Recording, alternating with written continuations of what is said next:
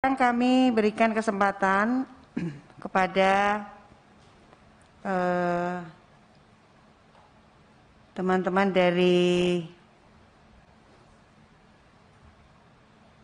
tadi saya bilang dari ini dulu ya, Dirjen Pendidikan Islam Kemenak, Bapak Profesor Dr. Haji Muhammad Ali Ramdhani. Silakan Pak.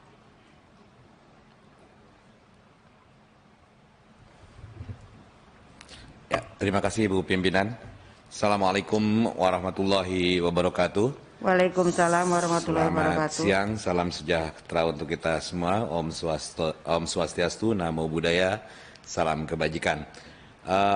Yang saya hormati pimpinan Komisi 10 DPR RI, para anggota yang saya muliakan, mitra saya, sahabat saya, Mas Iwan, Dirjen GTK Kementerian Pendidikan dan Kebudayaan, kemudian Pak Iwan, Deputi BPKP, Direktur Dana Transfer Umum, kemudian Bapak dan Ibu yang berbahagia. Mengawali segala sesuatunya tentu saya ingin memberikan sebuah apresiasi penghargaan atas kesempatan yang diberikan untuk guru-guru agama masuk ke dalam skema P3K ini. Apresiasi untuk Kementerian Pendidikan dan Kebudayaan, Menpan, BKN, Kementerian Keuangan. Walaupun menyisakan banyak persoalan buat kami karena kebanyakan guru-guru kami adalah guru-guru yang berada di madrasah. Saya mencoba memberikan catatan-catatan atas pertanyaan berdasarkan butir-butir yang disampaikan oleh Pak Sekretariat Komisi 10 yang disampaikan pada kami. Yang pertama bahwa mekanisme penganggaran Kementerian Agama Republik Indonesia terkait dengan skema pengangkatan guru tenaga kependidikan honorer menjadi ASN.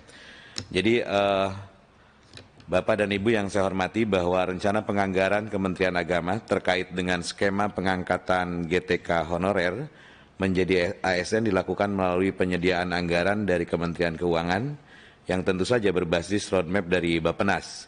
Dalam DIPA Direktorat Jenderal Pendidikan Islam tahun 2021 belum dialokasikan secara khusus anggaran untuk pengangkatan GTK honorer menjadi ASN. Sementara untuk kebutuhan pembayaran gaji guru sekitar 9.464 guru honorer sebagai sisa dari K2 yang direncananya akan diangkat melalui skema P3K tahun 2021 ini. Anggaran disediakan melalui mekanisme cost sharing dan selanjutnya untuk sisa kekurangannya akan diajukan melalui mekanisme anggaran BABUN di Kementerian Keuangan. Direktorat Jenderal Pendidikan Islam tentu saja sangat concern dalam membantu guru-guru non-PNS terkait dengan pemberian tunjangan profesi guru non-PNS di madrasah, TPG guru agama Islam non-PNS di sekolah umum, kemudian insentif ustadz di pondok pesantren, insentif guru non-PNS PAI, kemudian tunjangan guru non-PNS yang belum disertifikasi, guru non-PNS yang menerima tunjangan khusus termasuk guru non-PNS pada pendidikan diniyah formal dan muadalah di pondok pesantren. Mengenai regulasi yang diimplementasikan di Kementerian Agama, regulasi telah dikeluarkan hanya berupa surat edaran Sekretaris Jenderal terkait dengan pemenuhan kuota pengangkatan ASN yang diperoleh dari Kemenpan RB dan BKN.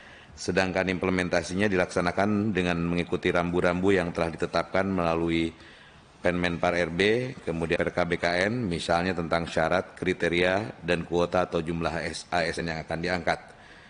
Jadi pada saat ini kalau kemudian berapa kebutuhan GTK yang akan dijadikan ASN berbasis kebutuhan kami di madrasah, maka kebutuhan anggaran pengangkatan guru tenaga honorer pada madrasah, ini hanya madrasah artinya pendidikan Islam, karena pendidikan agama lain juga membutuhkan anggaran. Pada tahun 2021 sekitar 3,6 triliun untuk 96.400 PPK dengan asumsi setiap bulan 3.100.000 selama 12 bulan. Sedangkan untuk 2022 dibutuhkan 1,8 triliun untuk 48.200 PPK PNS baru ditambah dengan PPK P3K sebelumnya, sehingga kebutuhan anggaran yang akan dibutuhkan mencapai 5,4 triliun. Kemudian pada tahun 2023, kebutuhan anggaran sebesar 1,8 untuk membayar 48.200 PNS baru ditambah dengan angka tadi, sehingga pada tahun 2023 kebutuhan kami sekitar 7,2 triliun. Adapun pengangkatan guru honorer di sekolah, khususnya di SMP, SD, SMA, dan SMK, yang menjadi P3K tahun 2021 yang akan mengangkat sebanyak 27.300, yang nanti mungkin dikoreksi oleh Mas Iwan, karena hasil pemadanan data ternyata ada ganda-ganda ya. Kementerian Agama tidak memiliki kewajiban untuk mengalokasikan anggaran tersebut, mengingat guru agama yang disebutkan tadi diangkat oleh Pemda, dan sesuai dengan regulasi yang ada, Kementerian Agama memiliki tanggung jawab hanya dalam persoalan pemetaan, kemudian pengusulan kebutuhan guru agama yang ditujukan kepada Kemenpan RB, dan mengawal muatan pendidikan agama, termasuk dalam konteks pengangkatan P3K adalah menyiapkan soal dan modul seleksi. Kemudian mengenai koordinasi Kementerian Agama dengan Bappenas dan Kemenkyu, koordinasi dengan Bappenas dan Kemenkyu tentu saja rutin dilakukan, baik terkait dengan penyiapan program dan anggaran secara keseluruhan maupun berkenaan dengan skema pengangkatan GTK honorer menjadi ASN. Koordinasi dilakukan melalui pertemuan-pertemuan trilateral meeting yang melibatkan tiga pihak, yaitu Kementerian Agama, kemudian Kementerian Keuangan, dan Bappenas. Salah satu bentuk koordinasi yang dilakukan misalnya melalui penyusunan rencana regulasi setingkat Perpres dan rencana implementasi dalam wujud roadmap atau peta jalan. Dalam rangka menjaga optimalisasi anggaran fungsi pendidikan yang dapat digunakan untuk mendukung skema pengangkatan GTK honorer menjadi ASN, dalam pandangan kami, menurut hemat kami, optimalisasi anggaran fungsi pendidikan yang digunakan untuk pengangkatan guru dan tenaga kependidikan honorer seyogianya dilakukan secara proporsional dan keadilan. Dalam pemahaman kami, misalnya dalam tahun 2021, skema pengangkatan guru honorer untuk P3K terasa kuota untuk guru yang mengajar di sekolah dengan guru yang mengajar di madrasah. Kementerian Pendidikan dan Kebudayaan memperoleh kuota 1,2 juta guru, dan barusan juga dari Kementerian Keuangan menyampaikan menyiapkan anggaran sampai dengan 1 juta lebih. Sedangkan di Kementerian Agama hanya memperoleh kuota sebesar 36.767 yang terdiri dari 9.464 untuk guru K2 dan 27.303 guru agama di sekolah. Ini artinya Kementerian Agama hanya memperoleh jatah kurang lebih 3,1 dari jumlah total rekrutmen P3K pada tahun 2021. Padahal kontribusi Kementerian Agama terhadap angka partisipasi kasar pada pendidikan dasar dan menengah mencapai 18% lebih. Kuota yang tidak proporsional akan berdampak terhadap optimalisasi fungsi pendidikan yang digunakan untuk pengangkatan guru honorer menjadi ASN.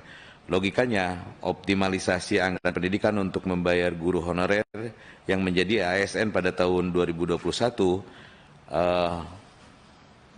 pada saat ini kan kita hanya mendapat 3,1, seharusnya ya lebih dari itu. Saya membayangkan betapa sedihnya guru-guru madrasah yang hari ini mereka melakukan jihad luar biasa, tetapi tidak memperoleh perhatian. Kemudian hal yang lain, dan saya mohon bantuan pada Ibu dan Bapak,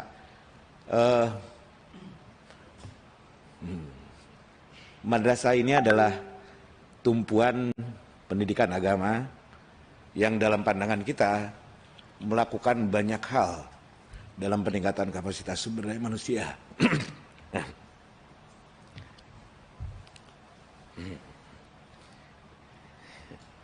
Ya. Jadi mohon perjuangan dari semua pihak lah, intinya itu.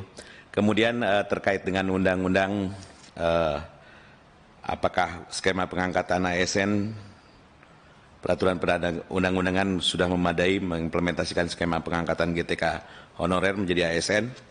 Secara umum, Undang-Undang Nomor 5 Tahun 2014 tentang ASN telah memberikan landasan yang kuat tentang pengaturan ASN di Indonesia. Namun demikian, praktek ajas proporsionalitas nampaknya perlu menjadi perhatian kita semua. Dan mudah-mudahan melalui forum terhormat ini kami, guru-guru madrasah juga memperoleh perhatian dari negara. Saya kira demikian. Terima kasih atas perhatiannya. Wallahul muwaffiq ila aqwamit thoriq. Wassalamualaikum warahmatullahi wabarakatuh. Waalaikumsalam warahmatullahi wabarakatuh. Terima kasih, Prof. Jadi Pak Dirjen Pendidikan Islam Kemenak ini ikutan menyampaikan aspirasi ke Komisi 10 nih. Baiklah, jadi kita kan merasa diri kita ini, waduh, menjadi tumpuan banyak orang. Seandainya kami mampu, seandainya kami bisa, dengan senang hati Pak, menambahkan kuota. Seandainya kita yang berwenang gitu ya, menambahkan anggaran ya, dengan senang hati kami akan menambahkan anggaran. Karena apapun yang namanya guru, itu kesejahteraan dan perasaan kenyamanannya itu memang menjadi nomor satu. Ini berarti perasaannya guru agama kan begini nih kira-kira. Loh, kok yang guru-guru yang lain slotnya 1 juta? Kita kok hanya 3,1% dari 1 juta.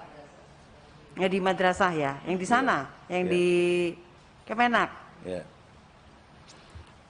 Mungkin satu per mil itu. Kita harus bisi-bisi. Per mil itu. Iya. Bisi Pak Kemenak ya? Anu kayak Mas Nadiem gitu. Mungkin surat gitu ya. Kayak gitu deh. Kemudian tapi sudah luar biasa ini ya, yang guru agama ini diperjuangkan juga oleh Kemendikbud ya. Kemarin Prof Nunuk bersama saya di Sragen itu mendapat tepuk tangan luar biasa karena guru agama sudah ada solusinya gitu. Itulah yang ingin mereka dengar sebenarnya ya. Jadi alangkah bagus kalau memang kita itu ketika kunker ke daerah didampingi oleh pejabat yang berwenang menyampaikan keputusan-keputusan yang memang diharapkan. Selanjutnya kami berikan kesempatan kepada mungkin Dirjen Bina Keuangan Daerah Kemendagri, Pak Sekretaris Dirjen, Pak Dr. Andes Komaidi MSI. Ini kaitannya dengan teman-teman di Pemda yang resah itu Pak. Keresahan mereka harus segera diselesaikan dengan keputusan-keputusan yang menurut mereka benar ya. Nggak tahu nih menurut undang-undangnya bagaimana. Silakan Pak. Bismillahirrahmanirrahim. Assalamualaikum warahmatullahi wabarakatuh.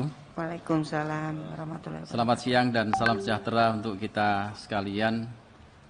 Yang terhormat Ibu Pimpinan Komisi 10 beserta anggota, Bapak Ibu dari Kementerian atau Kemendikbud, Kemenak, Kemenku, kalau nggak salah juga ada dari BPKP yang kami hormati. Pertama, kami sampaikan permohonan maaf dari Bapak Direktur Jenderal Bina Keuangan Daerah karena pada saat yang bersamaan beliau sedang mendampingi Bapak Menteri sehingga menugaskan kepada kami untuk hadir pada kesempatan kali ini. Ibu pimpinan yang kami hormati, bahwa Kementerian Dalam Negeri sangat mendukung kebijakan pengangkatan GTK honorer menjadi ASN. Ada lima pertanyaan yang sudah disampaikan kepada kami. Yang pertama, bahwa dukungan Kementerian Dalam Negeri dalam rencana penganggaran skema pengangkatan GTK honorer menjadi ASN. Ini yang pertama, bahwa Menteri Dalam Negeri ini telah menerbitkan peraturan nomor 64 tahun 2020 tentang pedoman penyusunan APBD tahun anggaran 2021.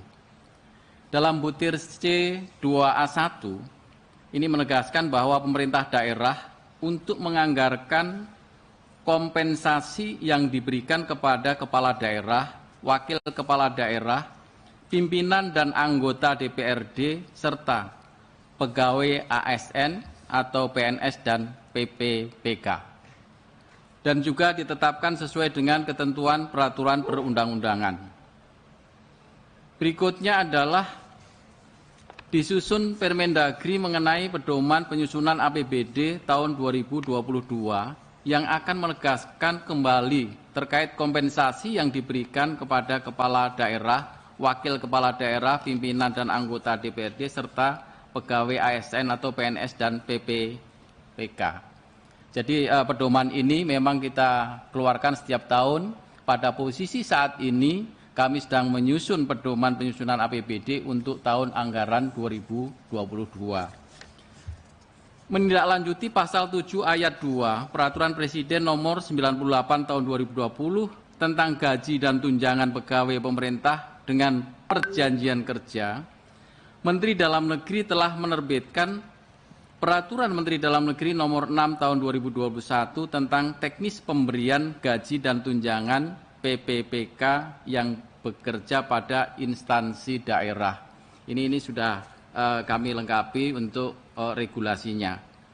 Kemudian pertanyaan yang kedua, bahwa skema pengangkatan GTK honorer menjadi ASN di masing-masing jenjang pendidikan sesuai Undang-Undang Nomor 23 Tahun 2014 tentang pemerintahan daerah, skema pengangkatan GTK honorer menjadi ASN mempedomani Peraturan Pemerintah Nomor 49 Tahun 2018 tentang manajemen PPPK. Nah, hal ini yang terhormat,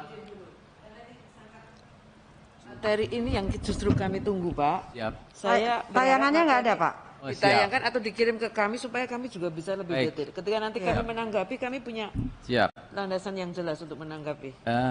Teman-teman bisa di-share ya?